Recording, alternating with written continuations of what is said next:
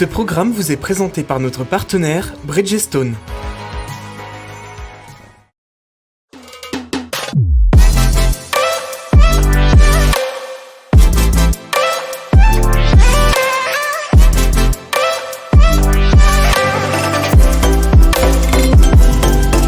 La première évolution du fer de lance Hyper Naked signé Yamaha, la MT10 se change cette année grâce au passage à la norme Euro 5. Nouveau look, optimisation de sa partie cycle et de son électronique, son moteur crossplane, plus gentil avec l'environnement, semble conserver toute sa bestialité. Nouveau volet dans la série, l'homme se bat contre la machine. Oh la vache, je suis sur un ring de boxe les gars, je me fais hypercuter. Jab, coup droit par cette bécane, c'est son moteur. Ce moteur, il est démentiel. Bon, il était déjà pas triste auparavant sur la première version, je l'avais bien aimé. Et ben, figurez-vous qu'avec Euro 5, le bourg est encore plus performant. Ce CP4, on a gagné 5,5 chevaux pour aujourd'hui avoir quasiment 166 chevaux.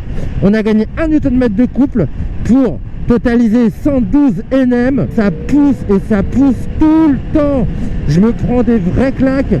Heureusement que l'électronique a évolué, je la trouve plus facile, plus docile, sans être pour autant moins amusante, hein, bien évidemment, parce qu'on peut régler le mode moteur sur 4 positions. Alors ce moteur, il rechigne pas hein, à reprendre assez bas dans les tours, mais c'est au-delà des 4000, 5000, puis 6000 tours que de là, il devient hyper expressif. Ce CP4 9,98 cm3 dérivé de la R1, il est différent parce qu'il a été retravaillé pour être bien rempli à bas et à mi-régime.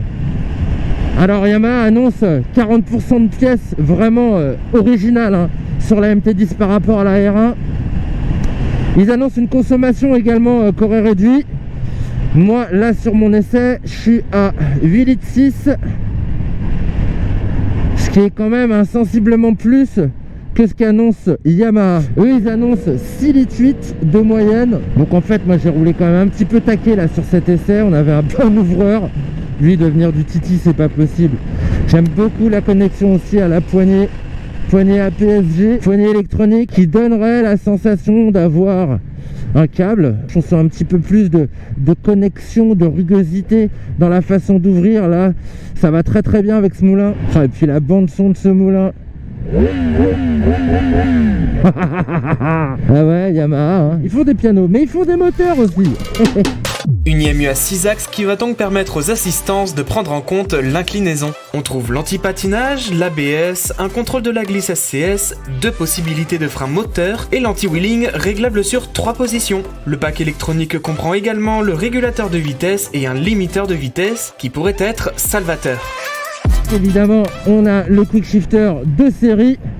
Pour autant, si on ne l'avait pas, elle est pas chiante hein, cette boîte. La commande est plutôt souple. Les rapports passent bien, ça verrouille bien.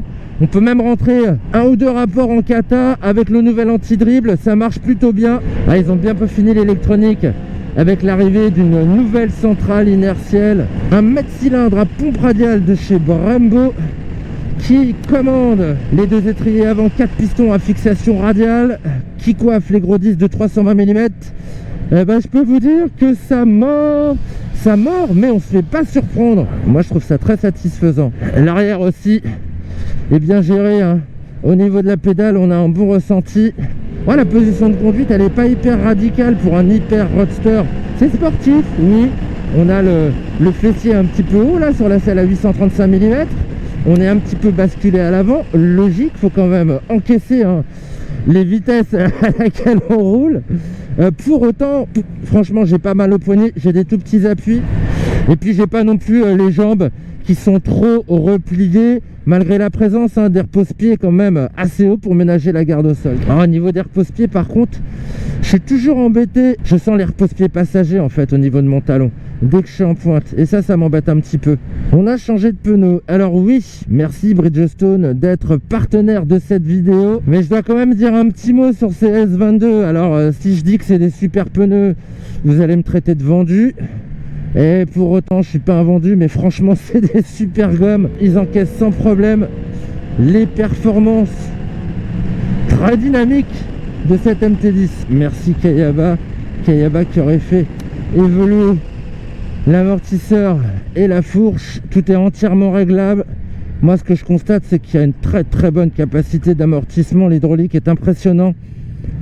Sur les petites bosses, ça digère très très bien. Et puis elles assurent un maintien, ces suspensions. Sur l'angle, on a un maintien de cap, c'est très rigoureux.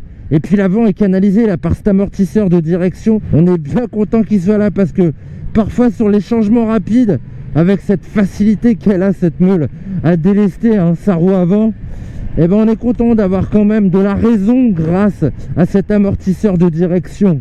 Moto d'expert quand même, même si on peut jouer avec l'électronique pour la rendre plus docile. C'est quand même pas n'importe quoi, c'est 212 kg de boules de muscle, une bécane qui est vendue seulement 200 € de plus qu'un T-Max et qui est plutôt bien placée, je trouve, par rapport à la concurrence. À 14 999 €, elle est en effet un peu moins chère que sa rivale désignée, la BMW S1000R, vendue à partir de 15 280 €. Après, on trouve plus puissant, mais plus coûteux.